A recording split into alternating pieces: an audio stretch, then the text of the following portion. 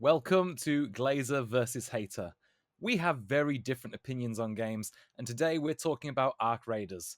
Kirk absolutely loves Arc Raiders, and he's the biggest Glazer I know, but unfortunately, I'm not so hot on it. Today we're laying down our arguments for why we love or hate Arc Raiders, and you can let us know in the comments who you agree with most and who won the debate. Let's get on with it.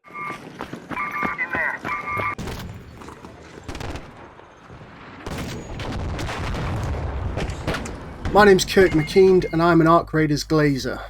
I ride Arc Raiders like we're on our honeymoon, because we are. It's the early days of Arc Raiders, and despite hitting the level cap and completing all the quests, it still knows how to surprise me. Every map's littered with memories of intense fights, heroic victories and crushing defeats. And Bark's kept me fully hooked by keeping up the cadence with updates, throwing in new boss enemies like the Matriarch and new mobs like the Shredder, alongside a new close quarters map Stella Montis that's a haven for PvP endgame sweats like me.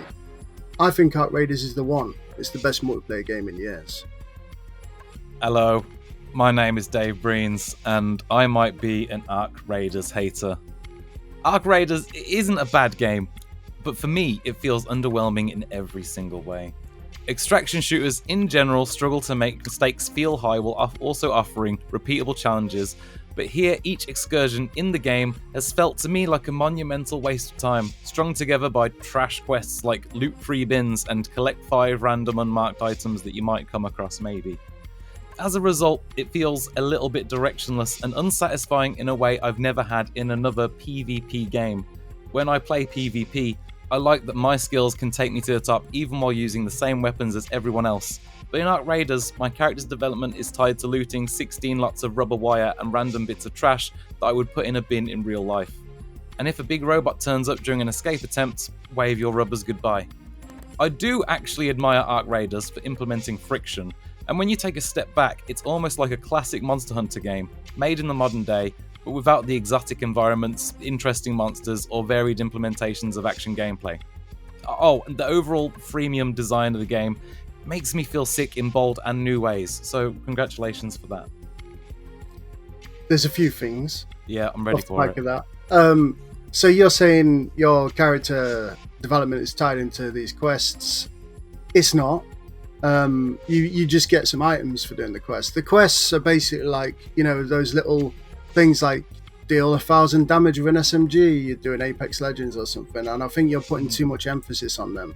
The quests are built in this game to bring players together. That's the whole purpose of them, because it might take you to an area of the map that you otherwise wouldn't go to, and it creates these hotspots around the map, and that's what they're designed to do. They're not designed to make you find free rubber or whatever. They're designed to bring players together and cause cool moments in the game, and the game is why you play it. And calling it a waste of time, damn son, you could say that for any game ever, or anything, any hobby. Yeah, absolutely. But for me, what defines a waste of time or not is just whether or not I feel like I've had some sort of personal growth experience through it. To be fair, I'm not saying that the quests were the primary way to grow your character. When I was referring to like the 16 rubbers, it was just collect a lot of items in order to upgrade your weapons and your general overall arsenal. I know, like the quests themselves, it's not going to like I level up from doing the quests or anything like that. But I guess when I'm going into that game, I'm looking for something to do. The quests are giving me a general bit of guidance, but like the objectives feel so immaterial to me. I think I'm looking for something a bit more. I'm looking for a storyline quest, basically. I'm looking for a climactic cutscene as I take down a monster. I'm looking for like something that really grounds me in the world and makes me feel like the hero of Speranza. Yeah, but I mean, you don't get that in any multiplayer game, right? Not a PvP game, because that's what it is. It's not a co-op game. It's a PvP game. And I think it does a better job than pretty much any other PvP game at that stuff. At least these big robots like the Queen and stuff, they feel like MMO raid battles when you go to them and actually defeat them. And it takes a lot of preparation, a lot of planning, and a lot of attempts to pull it off. Unless you cheese it, but then you scum, so don't do that. Yeah. I think that's also partially where my issues are coming in, because like I'm not picking big monsters to go up against in the field. So as a result, it doesn't feel much like a PvE game. All of the friction I've experienced has been from other players, and then just a little robot gets in the way occasionally. I haven't even been looking at it as a PvE game, and I know it is, but none of the friction has come from that for me. Maybe because I haven't gone after those big monsters. I've just been trying to do my bit, and then I'll get shot in the back randomly. That's been my experience thus far. I won't lie, Dave. It sounds like you've just been pounded on by more advanced players, and that's ruined the game for you. That's what it sounds like to me. I mean, that might be the case, but what's the game going to do about it? you gotta get good, man.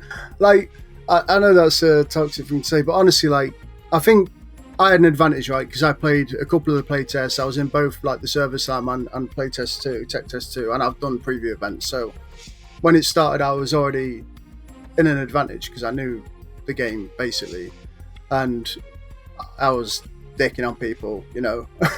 Whereas you're jumping in now, where everyone knows the game but you. And there's a lot of map knowledge, and like there's a lot of nuance in that game as well, like all the gadgets and stuff and how they work. And like I said before to you, if you kill a snitch, one of them things that call in the drones, you take their scanner, you can throw that and then call in drones yourself. And there's little things like that you can do to like disrupt other teams that you probably aren't aware of, and you'd just be really confused if 3 drones spawned on you suddenly. You'd be like, what just happened to me? Like, why did I die? But that's game knowledge that you learn over time. I mean, how many hours have you got? Like 10. You can't be a hater of a game when you've not even seen the game. Like, you won't, I bet you haven't even played all the maps, Dave. I don't know, maybe. Strong maybe. The new map's insanely good. It's a interior map only. It's like an underground lab, like some out of Resident Evil, and it's like 2 layers, and there's like loads of looping corridors and stuff, and there's like automatic lights down hallways that flick on if someone motion triggers them and stuff like that. And there's like big open rooms with like areas where you can get into these like sniper spots up top and stuff, and it's a really cool map. And they've got this new enemy called the Shredder as well. It's like a floating, I don't know, like a floating service robot, it looks like, kind of. But when it gets near you, it just like spins up and fires shrapnel out in a 360. So like if you're not behind cover, you're in trouble. Yeah, it's really cool. I think one of the major issues I'm having with it is that, like, in Monster Hunter, I hunt the big monster because I know the big monster will give me the big monster sword.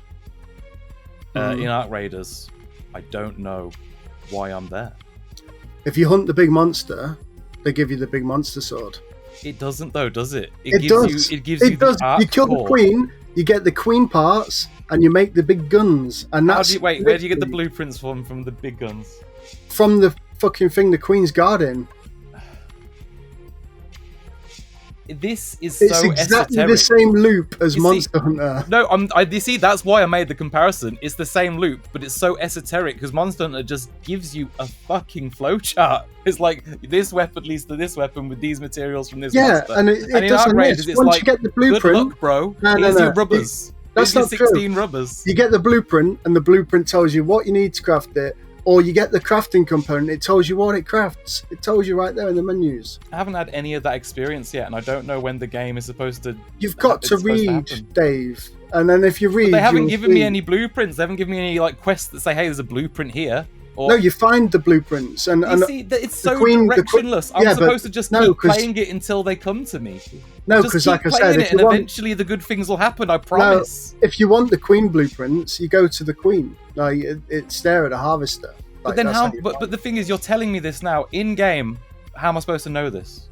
By playing the fucking game. No. You said just read, Dave. Just read in game. Yeah, where am I supposed to read this? It's pretty intuitive, mate. No, it's not, because you're not telling me where it says those things. It tells you when you get the part. It tells you in the description. So once you've killed the queen, you get the part, and it tells you. Yeah. I don't know why I'm killing the queen before I've killed the queen. I have to kill the queen to find out why I'd want to kill the queen. Why would you not want to kill the queen? It's because a big spider. I don't fucking know. It's a big monster robot. It looks like I don't know. You're scared of the queen, aren't you? I mean, The thing is, everything in this game scares me because, like, you can just Everything like can you kill hear you. a beep and then a rocket comes down on you. It's like, okay, Oh, that the was it. Rocketeer is a bitch. Yeah.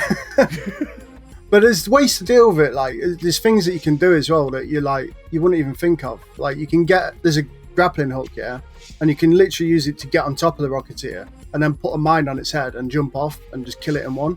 Or there's big guns that you can use, like the Hull Cracker, which you can buy from the shop, by the way, in the game, and just kill it with that. Or you can throw a showstopper at it, and that brings it down out of the sky. Sometimes it flips over like a turtle and it's stuck on its back. That's quite fun. How long is it going to take me to get a grappling hook? And also, is it very versatile? The grappling hook is if you lose it, it's gone. But you can get more and more, and there's a blueprint, so you can just craft it as well. And yeah, it's really versatile. You can actually use it a bit like Paffy grapple as well. You can cancel it when mid pull and just slide with it and stuff like that. Yeah. So there's a lot of like nuance there. And when you actually grappled on something, if you pull back, you go high. If you pull forward, you go low. So you can like adjust where you're about to land on the wall and stuff. Because I haven't liked having to explore the maps in this thus far.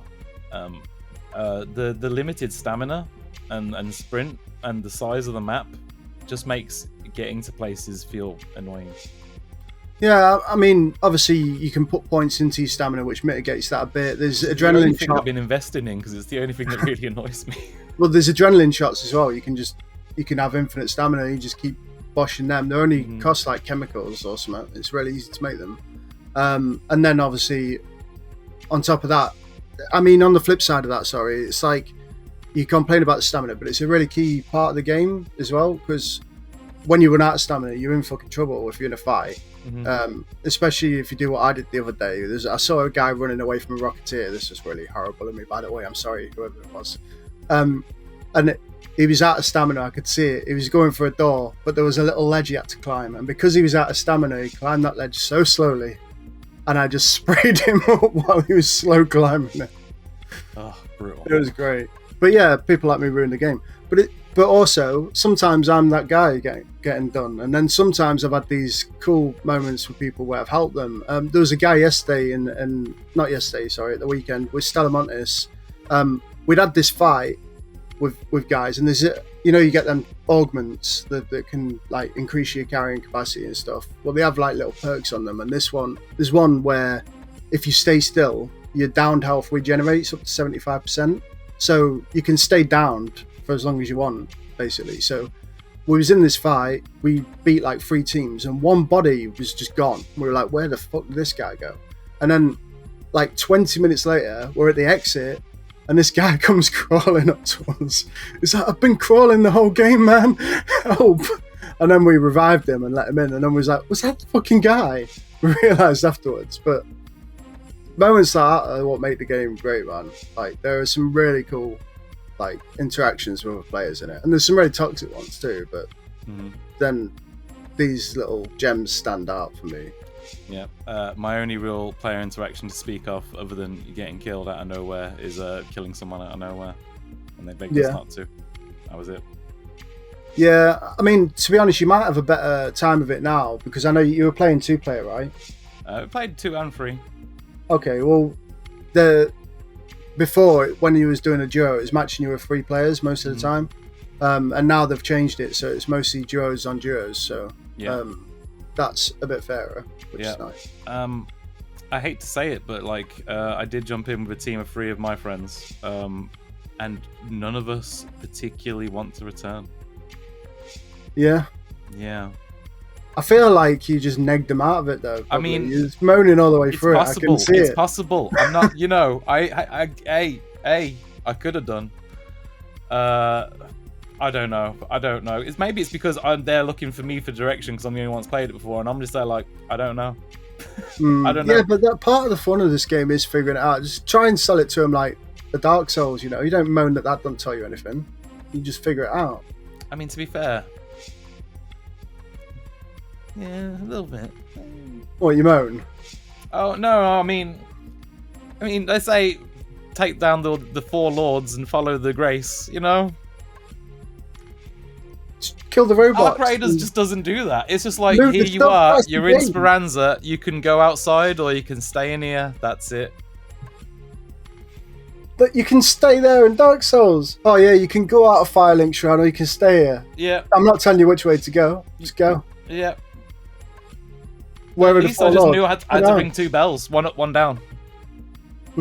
Yeah, I had to ring 2 bells. In Arc Raiders, it's like go to this specific place. What's anyone I'll tell you here where to it do? is. What is anyone here to do? There's robots out there. We just live in the hole. That's the game. Yeah, and we bring back rubber. I What don't do you know. mean about, like, you said the other day that the maps have rancid vibes, and I'd like to dig into that a bit more to know what the fuck you're on about. Where did I say that? You said it. You said the maps have rancid vibes. I don't know what you mean. I gotta tell you, there's just nothing in the maps that makes me think, yeah, this is good. I don't know what else to say but that, but like none of it. We got the spaceport, there's the big building, and it's really awkward to get around. And then there's the wide open maps where there's just not much to look at. And then you got the sand dunes. I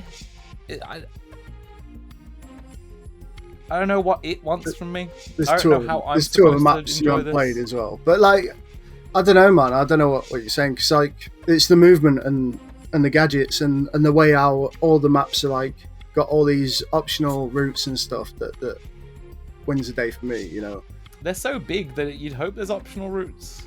No, but there's like little nuances as well. Like there's, because if you grab a ledge, you cancel fall damage, right? But you can't do it if you start entering that like death spiral fall animation. But from certain heights, you can basically cancel fall damage. So, like learning where you can jump to safely, or making these heroic last minute, like desperate jumps away from a team and grabbing a ledge and then getting through another skyscraper or something, it's really cool when you pull something like that.